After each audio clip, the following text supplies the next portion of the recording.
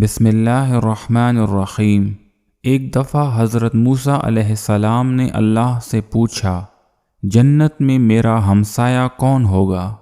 اللہ نے ارشاد فرمایا، اے موسیٰ، فلاں شہر میں ایک قصاب رہتا ہے، وہ تمہارا ہمسایہ ہوگا۔ موسیٰ علیہ السلام کو بہت تجسس ہوا کہ یہ قصاب کون ہے، میں اس کو دیکھنا چاہتا ہوں۔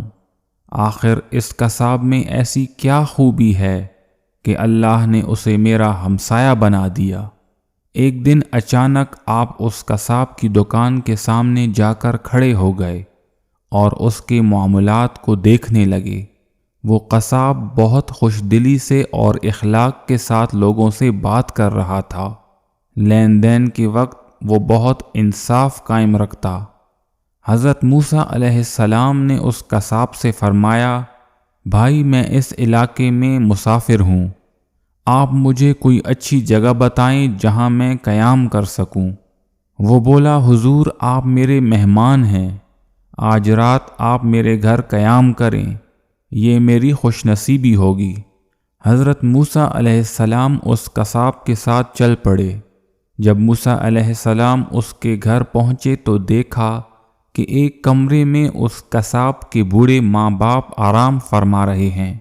اس قصاب نے سب سے پہلے کھانا تیار کیا اور اپنے والدین کا منہ ہاتھ دھو کر انہیں کھانا کھلایا۔ کھانا کھانے کے بعد اس کی ماں نے منہ ہی منہ میں کچھ بڑبڑایا، جسے سن کر وہ قصاب مسکرانے لگا۔ حضرت موسیٰ علیہ السلام نے فرمایا، ماں نے ایسا کیا بول دیا کہ آپ مسکرا رہے ہو؟ وہ بولا، میں روزانہ صبح و شام ماں باپ کو کھانا کھلا کر جاتا ہوں اور ماں مجھے ہر وقت یہی دعا دیتی ہے کہ اللہ تجھے حضرت موسیٰ علیہ السلام کا ہمسایہ بنا دے۔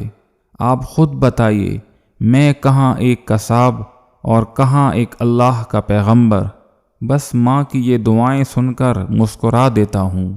اگلے دن موسیٰ علیہ السلام نے قصاب سے فرمایا، مایوس نہ ہو، ایک دن ضرور اللہ تجھے اس کا اجر دے گا۔